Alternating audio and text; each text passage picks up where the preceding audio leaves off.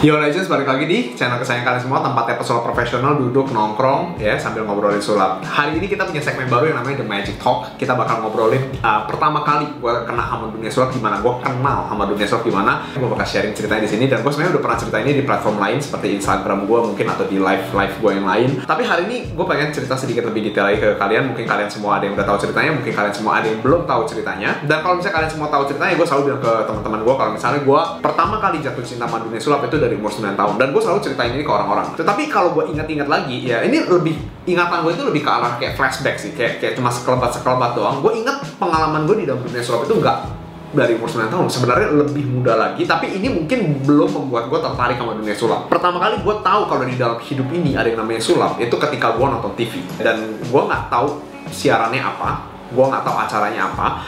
Tapi kalau misalnya gue hitung-hitung ke belakang, gue masih ingat TV-nya itu TVRI. Ya, kenapa gue bisa ingat? Karena di zaman itu kalau gue hitung mundur ke belakang gitu ya, cuma ada 2 stasiun TV, antara TVRI dan Programa 2. Nah, kebetulan keluarga gue itu waktu itu lebih sering nontonnya di TVRI. Ya, jadi yang gue lihat di TV adalah ada satu orang, dan ini gue akan cerita apa yang gue lihat ya. Gue nggak tahu itu magician, gue nggak tahu itu apa. Yang pasti dia orang gemuk, gede, terus pakai turban. Kalau nggak salah, gue nggak begitu ingat, tapi kayak turban atau ada sesuatu di kepala dia kayak aksesoris gitu. Ya mungkin ya kayak yang di kemasan Sarimi. Ini yang gue ingat tuh ya. Kalau gue salah, mohon maaf. Tapi yang gue ingat itu mungkin kayak turban. Dia pokoknya pakaiannya itu kayak jin. And then dia ambil kertas. Gue nggak ingat warna kertasnya, tapi gue ingat dia sobek-sobek kertasnya. And then dimasukin ke mulut. Ya kan? Dan karena perawakannya besar sekali, bener-bener kayak jin, ya kita nonton percaya-percaya aja gitu kan. Habis itu begitu dia udah masuk ke kertasnya ke mulut, and then dia ambil teko yang buat masak air itu tuh. Ya kan, dia ambil teko terus diminum, bubuk. Terus habis itu dia kayak keluarin kertas yang panjang. Gua nggak tahu itu sulap, gue nggak ngerti itu apaan. Tapi yang gue inget adalah gue ke belakang, gue ambil kertas kalender. Kalau kalian tahu kertas kalender, bukan kalender yang tebel loh ya, yang tipis yang warna hijau. Kalau tanggalan merah yang warna merah, tau kan kayak gitu. Gue ambil kertas kalender satu, gue sobek, and then gue sobek-sobek, gue masukin mulut gue, dan gue masih bisa ngerasain banget itu kertas di mulut gue tuh, baunya itu khas banget, tau gak? Gue masukin ke mulut gue, and then gue minum air, dan emak gue ngeliat. Begitu emak gue ngeliat, gue dimarahin habis-habisan, mulut gue dikorek ya kan, lu masih ada kertas gak di mulut lu? Muntahin keluar. Pokoknya ya gue dikasih 1000 nasihat. Nyokap gue bilang, lu kalau ngeliat kayak gitu di TV jangan dicoba, soalnya ya dia bisa, lu kan nggak bisa, dia kan emang pesulap gitu-gitu. Gue kurang lebih kata-katanya mungkin seperti itu ya. Gue agak-agak lupa juga ya, karena ini udah lama sekali. Terus gue sadar gitu, oh oke, ternyata yang kayak gituan itu bohong gitu. Dalam arti kayak bahkan gue nggak ngerti bohongnya di mana, cuman yang pasti kayak itu gue nggak bisa loh, dia yang bisa. Ini gitu doang yang gue tahu. Nah, terus abis itu pengalaman kedua yang gue ingat, dan ini yang bener-bener kayak paling awal banget di dalam dunia sulap, adalah ketika gue masih SD. Ini mungkin sekitar kelas 1 SD atau kelas 2 SD. Gue ingat begitu gue pagi-pagi masuk, teman-teman gue tiba-tiba lagi pada ngurumun ya di pojokan. Ya rame lah, mungkin ada sekitar 5-6 orang. Terus gue datang, gue taruh tas, gue ngeliat kenapa rame-rame, ya kan? Terus gue datengin kan, kayak gue ngeliat ini apa sih? Ya kan, itu loh, dia bisa main sulap tuh. Kasih. Bahkan gue juga nggak inget sulapnya apaan, tapi gue masih ingat bentuknya itu kayak gini, box kayak gini. And then dia kasih ke anak-anak sekolahan, and then semua pada, kok bisa ajarin dong, gini. Pokoknya semua pada heboh gitu kan ya. Terus dia, ya gue ingat ada kayak kata-kata kayak, lu kalau mau belajar lu bayar, nanti gue ajarin gitu. Gue bahkan cuma nonton dari samping, gue nggak ngerti dia main sulap apaan. Kayak gue juga nggak tertarik nontonnya. Terus kayak gue cuma lihat itu doang. Oh, oke. Dan dia kayak pelit banget karena rahasia sulap kan. Enggak boleh tahu lu, gini lu kalau mau tahu lu bayar gitu. Kita kayak cuma nonton doang di samping. Kayak gue berasa dianya kayak egois gitu. Gue juga nggak mau kayak nanya-nanya gitu kan. Terus kayak gue gak mau jadi orang-orang yang kayak sok kekepoan, tau gak sih? Apa sih ajarin dong aja. Gue gak mau jadi orang yang seperti itu ya. Jadi gue stay cool aja, ya kan? Nah, triknya itu seperti ini ya. Jadi kalau kalian belum pernah lihat yang kayak gini, ini ada box, ini kayak kubus sih sebenarnya. Ya ada 3 part, ada tutupnya, ada boxnya, dan ada isinya. Isinya itu dadu, tapi bukan dadu biasa. Ini dadunya itu ada macam-macam warna. Ada merah, ada hijau, ada oranye, ada hitam. Pokoknya ada 6 warna lah ya. Karena dadu kan pasti ada 6 sisi. Gue kasih lihat aja sulapnya sebentar, nanti gue ajarin ke kalian. Kameramen, gue bakal kasih ini ke lo ya. Nanti lo masukin ke dalam. Warna apapun yang ada di sini nih, lo kasih ke kamera biar penonton di rumah juga bisa nikmatin. Tutup ya. Selama lo ngelakuin itu, gue bakal hadap ke belakang. Ini tidak ada kerja sama sekali dengan istri gue, meskipun dia kameramen ya. Ini bener-bener alat sulap yang dijual di toko-toko sulap ya kan. Udah kasih ke kamera, jangan lupa. Udah, kalau udah tutup, taruh di sini. Nanti belum dapat warnanya. Oke. Udah. Sip. Ini udah ketutup belum? Dah. Udah ketutup ini ya? Gue kalau balik gue nggak bisa lihat ya? Nggak. Oke. Jadi sulapnya sederhana banget. Lu cuma tebak warna apa yang dia masukin ke dalam. That's it. Ya. Ini kayaknya warnanya agak-agak gelap nih. Bener gak? Tapi bukan hitam. Ini kayaknya biru tua ya atau ungu sih ini. Bener gak? Apa yang lu sebut ini? Biru tua bener? Biru tuh. Biru tua bener ya? Sih, bener kan? Biru tua kan? Ya, biru tua. Ya, dan caranya itu sederhana banget. Ya, ini alat sulap yang basic banget yang lu bisa cari di toko sulap manapun dan simple banget buat dimainin. Jadi basically penonton lu masukin kubusnya ke dalam box, and then tutup. Begitu tutup, lu minta penonton lu kasih ke lu kayak gini, betul? Kasih lu kayak gini dan lu bawa ke belakang. Ya kan, lu bawa di belakang badan lu. Di belakang badan lu sebenarnya yang lu lakuin adalah lu tinggal ambil boxnya, and then lu switch aja posisi naruhnya, ngerti ya? Ya kan? Jadi kalau dia dari depan nih dan ketika lu bawa ke depan, lu udah bisa ngeliat nih karena mata gua langsung ngeliat ke sini kan, ke belakang kan. Lu langsung ngeliat aja nih. Oh, oke, hijau. Ya kan? Tapi lu pura-pura kayak, oke, gua bakal coba baca pikiran lu. Ini kayaknya warnanya warna hijau deh, bener gak? Dia bilang bener, lu tinggal buka aja kayak gini biasa. Cut. Kaset kalau di dalam bener-bener dia taruh warna hijau. Ya jadi ini basically yang pertama kali gue lihat. Terus abis itu si anak yang bawa alat sulap ini nih, dia kayaknya ketika di Magic Shop dia kayaknya ke luar negeri deh itu. Karena gue inget banget di hari itu belum ada Magic Shop di Indonesia. Ya, atau mungkin di Indonesia udah ada tapi gue nggak tahu. Gue ingat dia kasih gue sulap yang lebih sederhana lagi kaset lu. Ya mungkin kalian udah pernah tahu. Maaf kalau kalian udah tahu. Ya jadi sulapnya itu kayak gini nih. Ada karet di sini. Ya, kelihatan karetnya? Watch very closely karetnya. Ya, kalau gue wave tangan gue nih ya. Karetnya itu pindah ke sini, ya sederhana banget kan? Kalau kalian pengen tahu caranya sederhana banget. Ini lu kalau udah ngerti prinsipnya lu bisa bikin karet pindah dari dua jari ini ke dua jari ini atau dari dua jari ini pindah ke dua jari ini. Ya, jadi cara gampang lu lilit karet seperti ini, lu tarik semuanya, and then lu masukin 4 jari ke dalam sini. Ya, masukin 4 jari ke dalam sini, and then dari sini yang lu perlu lakuin adalah jari-jarinya ngadep ke lu. Penonton lihat punggung tangan, and then lu tinggal buka aja tangan lu. Begitu lu buka tangan lu, pum, dia pindah. Dari sini ke sini juga sama, lu tarik semuanya ke sini, and then lu tutup kayak gini, ya.